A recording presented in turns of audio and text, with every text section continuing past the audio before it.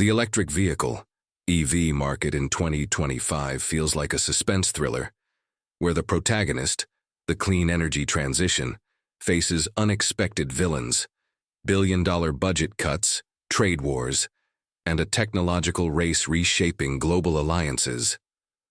At the center of this drama is the Government Efficiency Department, GED, led by Elon Musk, aiming to save $1 billion daily by slashing programs deemed wasteful. Meanwhile, automakers like Rivian and Stellantis gasp for air in a landscape where every subsidy cut punches a hole in their expansion plans. The first act unfolds in the suburbs of Austin, Texas, where Sarah, a 32-year-old engineer, cancels her reservation for a Rivian R1T after learning the $7,500 federal tax credit, critical to making her payments affordable, has been axed by the GED. Her story isn't unique. Industry estimates suggest 30–40% of EV buyers relied on that incentive. As Sarah reluctantly eyes a diesel pickup, Tesla capitalizes on the chaos. Having exhausted its own tax credit eligibility by 2023, Musk's company watches rivals bleed profit margins to offset subsidy losses, cementing Tesla's dominance in a market where it already claims 73% of EV sales.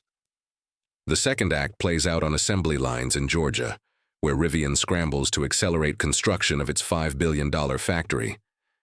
A $6.6 billion federal loan, now under GED review, remains stuck in bureaucratic limbo. Without this financial lifeline, the startup delays launches and lays off 10% of its workforce. Similarly, ventures like Stellantis Samsung SDI see $7.5 billion in battery funding evaporate, threatening fragile supply chains. Meanwhile, in Dearborn, Michigan, Ford halts production of its flagship F-150 Lightning amid bloated inventories and lukewarm demand. The third chapter unfolds along U.S. highways, where the National Electric Vehicle Infrastructure NEVI program, a $5 billion charging station initiative, withers under GED cuts. At abandoned rest stops, rusted signs promise "coming soon" chargers, as they have since 2023. Range anxiety, which dropped 18% between 2022–2024, resurfaces among buyers. Meanwhile, in China, BYD launches the Seagull EV for $10,000, a model barred from the US by tariffs, but now dominating markets from Latin America to Africa. This labyrinth of contradictions reveals a paradox.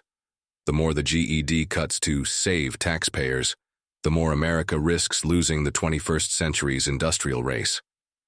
Data from RoMotion shows global EV sales jumped 25% in 2024, driven by 12.9 million units sold in China.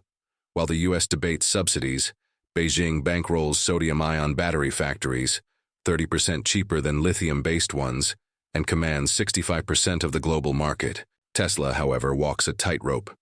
Its Chinese sales grew 8.8% in 2024, fueled by steep Model Y discounts, even as BYD dethroned it as the world's top EV maker.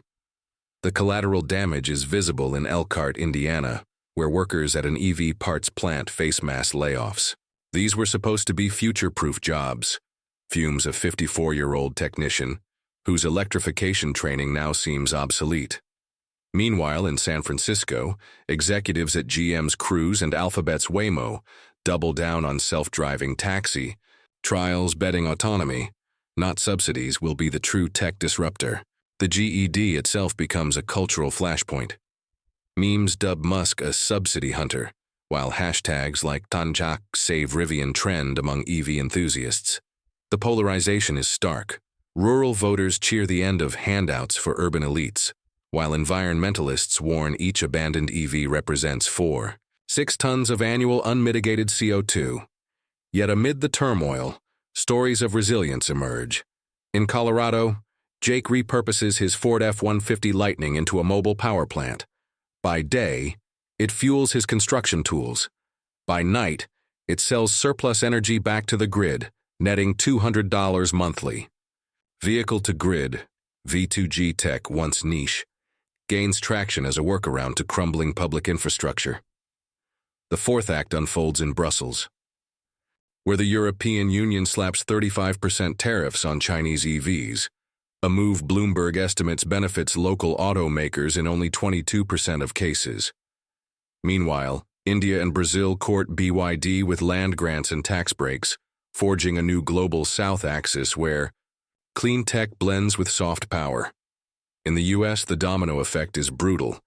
GM cancels the Bolt EV 2.0, Volkswagen delays the ID2, and even Tesla scales back solid-state battery investments. A breakthrough promising 750 miles of range but costing 50% more than current tech. Meanwhile, the average EV price drops to $56,351 in 2025, pressured by oversupply and budget models like Tesla's $27,000 Model 2. In the epilogue, contradictions crystallize. The same government cutting EV subsidies spends $9.2 billion on oil industry tax breaks. China, accused of dumping, exports 20% more batteries as America debates tariffs. And Musk, the efficiency crusader, profits from rival struggles. In this multidimensional chess game, two futures coexist. One where electrification advances, like an unstoppable tsunami, outmaneuvering political roadblocks through innovation, and another where America's window of opportunity slams shut, leaving it a spectator to the industrial revolution it helped spark. The only certainty in 2025 is that every battery charge carries a current of hope, frustration, and historical irony.